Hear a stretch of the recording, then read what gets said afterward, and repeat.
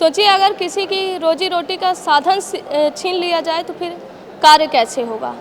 कार्य करने के लिए भी, परिवार का पालन पोषण करने के लिए भी पैसों की ज़रूरत होती है और इसके लिए एक आम आदमी नौकरी करता है और उस नौकरी से आशा होती है कि उसके घर परिवार और बच्चों का पालन पोषण होगा। जिस नौकरी को करते हुए कई साल बीत जाएं और अचानक आपको निकाल दिया जाए तो सोचिए क्या होगा। बिना किसी कारणवश और बिना कोई कारण बताए आपको निकाल दिया जाए। ये मेरे साथ जो मौजूद आज ये लोग हैं, आज ये वो लोग हैं जो 15 से 20 सालों तक एक कंपनी में काम किए और काम करते रहे और इस आशा के साथ काम करते रहे कि कंपनी अच्छी है, इसी से हमारे परिवार का पालन पोषण होगा। लेकिन जब 15 से 20 साल बीत गए तो इन लोगों को निकाल दिया गया। आपको बता दूं कि ये पूरा मामला जो है तो जेपी फैक्ट्री से जुड़ा है। क्या है पूरा मामला, जान लेते हैं। क्या नाम है? संजय द्विवेदी। क्यों आए हैं आज आप लोग यहाँ? हम यहाँ PRW में थे, वहाँ जेपी कंपनी में। अब जो डाल मियाँ का हो चुका है, हमें वहाँ नौकरी से निकाल दिया गया है, तो उसी के चक्कर में हम लोग भटक रहे हैं दर। हमें नौकरी नहीं क्यों गया? निकाल दिया गया है। वहाँ से बोल दिया गया है कि आपको यहाँ काम नहीं मिलेगा, आप लोग उसी में जाइए जेपी ग्रुप पे। जबकि वहाँ जेपी ग्रुप में कोई देखने वाला नहीं, ना कोई अधिकारी है, ना कुछ ना है। हम लोग वहाँ शिफ्ट में नौकरी करते थे, 6 महीने का सभी PRW पर हैं। 6 महीने से हमारा पेमेंट भी नहीं मिला है। पिछले कुछ 6 महीने का। अच्छा, पिछले कुछ 6 महीने का जी। तो कंपनी निकाल क्यों रही है? आप लोगों से काम नहीं आता कि निकालना ही था? निकालना था उनको। हम लोग गार्ड हैं, वॉचमैन हैं, हम लोग गार्ड हैं। गार्ड में आप हाँ काम कर रहे हाँ, थे? तीनों शिफ्ट में करते हैं। स्कूल में हम सरदार पटेल में हैं और बाकी जो एजुकेशन के अंदर इन लोग थे सब। अच्छा।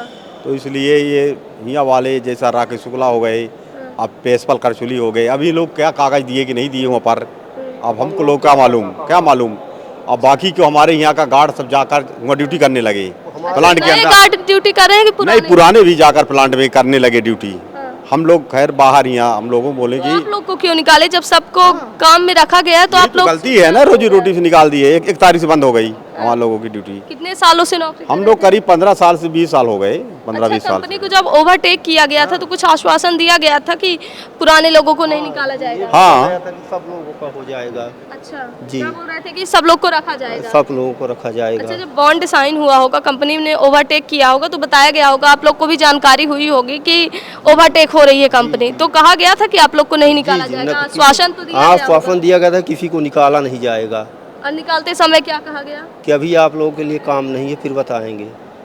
मतलब पहले तो कहा गया कि रखेंगे, फिर कह दिया गया काम नहीं है। जी लेकिन आप लोग का काम दूसरे से करवाया जा रहा है। जी जी। ठेका पर दे दिए हैं वहाँ पर अच्छा। दूसरे व्यक्ति को अच्छा, ठेका पर। कंपनी से आप लोगों ने संपर्क नहीं किया कि हमारी ऐसी ऐसी दिक्कतें हैं, हमारे परिवार है? कंपनी सूचना दी गई थी पर कोई वहाँ से आश्वासन नहीं मिला। हम लोग 2009 से ड्यूटी कर रहे हैं और जब ये जेपी कन्वर्जन हुआ अडानी डालमिया में तो हम लोगों को 1 तारीख को बुलाया गया, पर वहाँ के अधिकारी बोले कभी जहाँ कर रहे हैं आप लोग वहीं करिए, फिर आपको हम दूसरी जगह शिफ्ट करेंगे। पर कोई सूचना नहीं दी गई हम लोगों को और अचानक ड्यूटी बंद कर दी गई, ना कोई नोटिस दी गई, ना कुछ बताया गया कारण। अच्छा, कब निकाला गया आप लोग को? 1 तारीख को बोला गया था कि अंदर आ जाइए, 1 जून को। 10 तारीख तक हम लोग कहे बाहर आए करते रहे ड्यूटी, फिर 10 तारीख को अंदर बुलाए और अंदर कोई साइड नहीं दिए। अच्छा, काम अलर्ट होता होगा तो उसमें आप लोग को नहीं दिया गया? हाँ, साइड नहीं दिया गया और जबकि वहाँ पंचिंग वंचिंग सब चालू है, पर साइड नहीं दिया गया। इस कारण आदमी वहाँ बोले, वहाँ के अधिकारी कि आप जहाँ हैं वहीं करिए, और वहाँ कोई देखने वाला नहीं है। अच्छा, कह रहे हैं कि जेपी उसमें ही जाइए, प्लांट में जाइए। हाँ, जहाँ कर रहे थे वो राकेश शुक्ला है एक जन, तो बोले वो कौन है? वो वहाँ के हेड ऑफिस हैं टाइम ऑफिस के, तो बोले कि जहाँ आप लोग कर रहे हैं अभी वहीं करिए, और वहाँ कोई देखने वाला नहीं तो आदमी कहाँ जाए, हाजिरी कोई बनाने वाला नहीं। तो चलो ठीक है, तो सैलरी के लिए भी कुछ बात हुई कि कुछ नहीं, कुछ नहीं बोले वो लोग, कोई जवाब ही नहीं दिए। 6 महीने की सैलरी भी रुकी है और इधर जो आदमी किया उसकी भी सैलरी नहीं आई है। अच्छा, 6 महीने से सैलरी भी नहीं दी गई? 6 महीने पिछला रुका ही है। अच्छा। और इस जून में जो आदमी ड्यूटी किया है उसकी भी सैलरी नहीं मिली अभी तक। कंपनी द्वारा कुछ जवाब नहीं दिया गया आप लोग को? किसी भी प्रकार का कोई नहीं, कोई नोटिस नहीं दी गई, कारण भी नहीं बताया गया कि आखिर क्यों ड्यूटी से निकाला जा रहा है। अच्छा, बिना कारण बताए निकाल? बिना कारण बताए ड्यूटी से आज निकाला। रीवा कलेक्टर साहब से मिलने आए हैं, क्या कुछ मांगे हैं?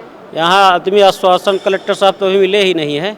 उन्हीं को ज्ञापन देना है कि भाई हम लोग इतने साल से नौकरी कर रहे हैं, अब कहाँ जाएं हम लोग, कुछ आश्वासन मिल जाता। पढ़ाई कर रहे हैं बाहर, तो बताइए मेरे। ठीक है, तो देखिए कि कहीं ना कहीं ये उस आम आदमी का दर्द है जो 2 वक्त की रोजी रोटी के लिए, अपने परिवार का पालन पोषण करने के लिए साल 2009 से काम कर रहे हैं, वर्ष चल रहा है 2026। सोचिए अपनी उम्र का वो समय इन्होंने उस कंपनी में लगाया, जिस उम्र में शायद अगर वो काम करते, कहीं और काम करते तो और अच्छी पोजीशन में होते। लेकिन जेपी फैक्ट्री के बारे में बता दें कि यह वही कंपनी है जो एक समय में उस आपात से गुजर रही थी, जब ये जो कर्मचारी हैं उस समय ढाल बनकर सामने आए और कंपनी के बुरे वक्त में भी साथ नहीं छोड़ा। लेकिन जब कंपनी को ओवरटेक कर लिया गया तो ये कंपनी के जो लोग हैं, जो वो लोग हैं जिन्होंने अपनी पूरी जान लगा दी, उन्हीं लोगों को आज निकाल दिया गया। आज ये आए हैं रीवा कलेक्टर के पास और केवल इस मांग से कि साहब हमारे साथ न्याय करवाइए, क्योंकि हमने इतना समय दिया है और हम जाएं तो जाएं कहाँ। देखते हैं कि क्या कुछ होता है इनके मामले में। हालांकि अभी ये रीवा कलेक्टर साहब नरेंद्र कुमार सूर्यवंशी सर का इंतज़ार कर रहे हैं और इसी आशा के साथ आए हैं कि शायद इनकी समस्याओं का निराकरण हो।